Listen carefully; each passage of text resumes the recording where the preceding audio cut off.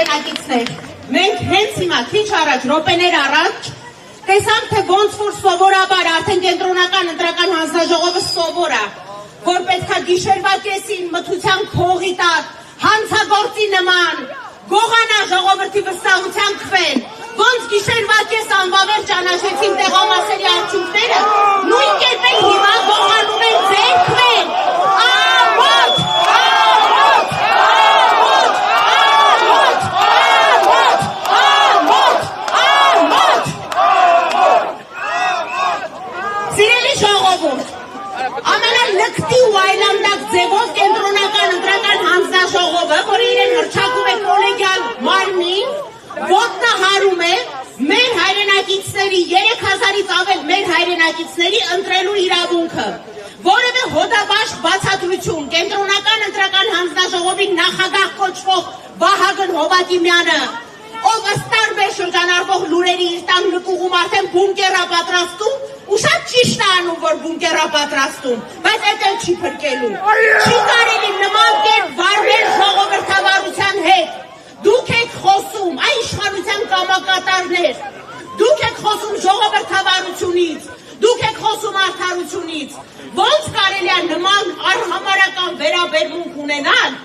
մեր ժողովրդի ընտրություն կատարած մեր հայրենակիցների քվեի նկատմամբ։ Սա ամենավերջին մակարդակի լկտիություն է, որովհետև ակնհայտ է, որ կոնկրետ կենտրոնական ընտրական հանձնաժողովը ուղղորդվում է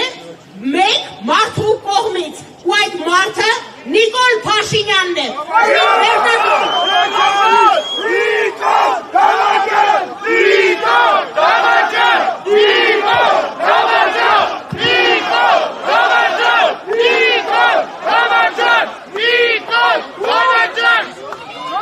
Ու առավել քան ակնհայտ է, որ այս ամբողջ գործընթացը կոնկրետ ուղղված է ընդդիմադիր Բարգավաճ Հայաստան կուսակցության դեմ։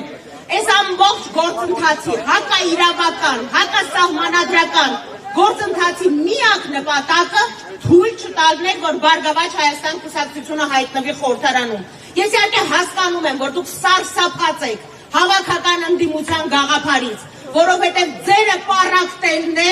ձերը սև ու սպիտակի տարանջատումն է, ձերը մարդկանց մեջ ատելություն ու թշնամանք սերմանելն է։